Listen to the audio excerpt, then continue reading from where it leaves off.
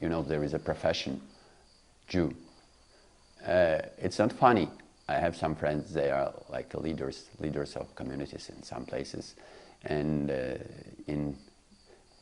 Jew became their professions. For me, it's a little bit funny, because I'm singer, but Jewish nationality, let's say, it's not my profession. It's kind of part of my life, nothing more, and I don't like that when Jews are using their like language or their like place of job to say that I'm Jew and I'm, yeah, you know, like a director of Jews in the world.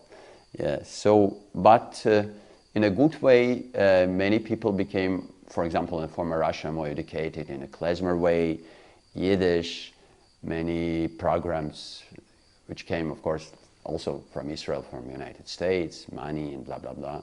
But it's very good. Life, Yiddish life in the world became more better and more interesting. And you understand that it's not Yiddish life or not Yiddish life. It's a part of world culture. When you start to understand this, your life became more, takes more colors, because don't be so crazy in Yiddish. Yiddish is a color, and yeah, how to say, you understand what I mean.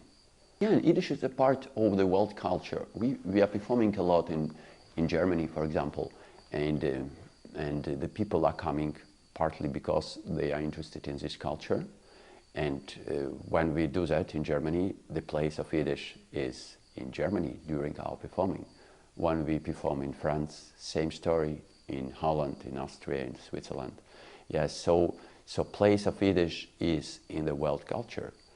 And we feel it because we are part of this culture, like I understand, like I want to be, or like I understand.